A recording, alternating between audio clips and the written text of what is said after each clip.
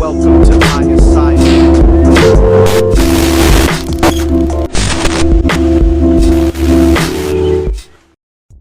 Assalamualaikum warahmatullahi wabarakatuh. Waalaikumsalam warahmatullahi wabarakatuh. Sebelumnya saya izin memperkenalkan diri. Nama saya Erma Sena dari program studi S1 Ilmu Keperawatan Fakultas Keperawatan dan Kesehatan di Universitas Muhammadiyah Semarang. Di sini saya ingin mewawancarai seputar tingkat pengetahuan pada kalangan milenial tentang seks bebas. Di sini ada 8 pertanyaan. Apakah saudara bersedia? Bersedia. Waktunya kurang lebih 10 menit. Iya, bersedia. Poin pertama yaitu bagaimana pandangan Anda mengenai seks bebas di kalangan milenial. Di sini berarti Mbak, saya melihat seks bebas kalangan milenial ini merupakan perilaku yang tidak panas dilakukan oleh remaja. Karena hal tersebut akan memberikan dampak negatif baik pada kesehatan fisik, mental, serta nilai-nilai moral yang negatif. Bagaimana remaja di sekitar Anda ini memandang seks bebas?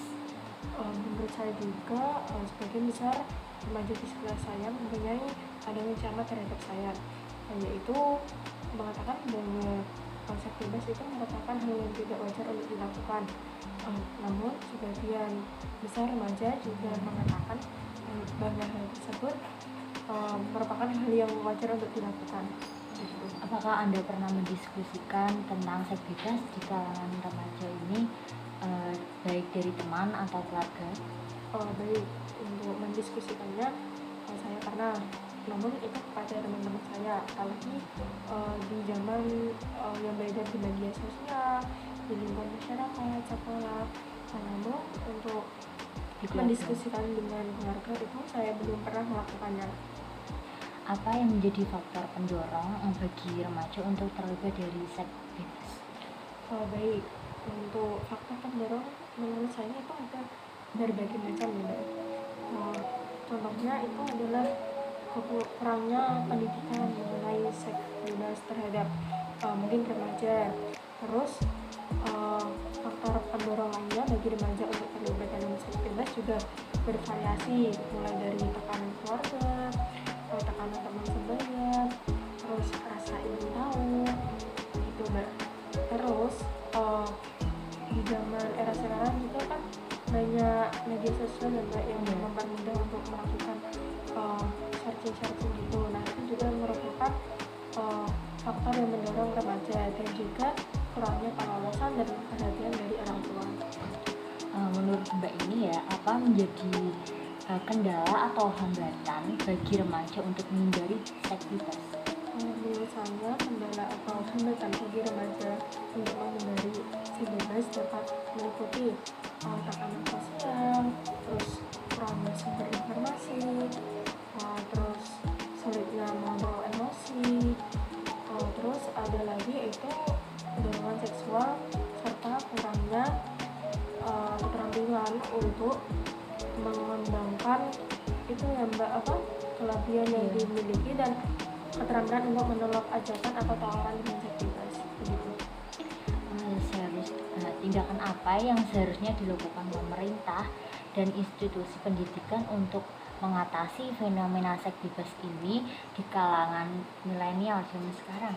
Menurut saya pemerintah dan institusi pendidikan perlu memberikan edukasi lebih intensif ya, dan terstruktur mengenai seksualitas dan kesehatan reproduksi, karena hal tersebut itu patut diberikan kepada remaja serta memperkuat peran keluarga, terus dalam keluarga dalam memberikan pengawasan dan pengarahan yang tepat, terus pengarahan yang tepat terhadap anak-anak mereka.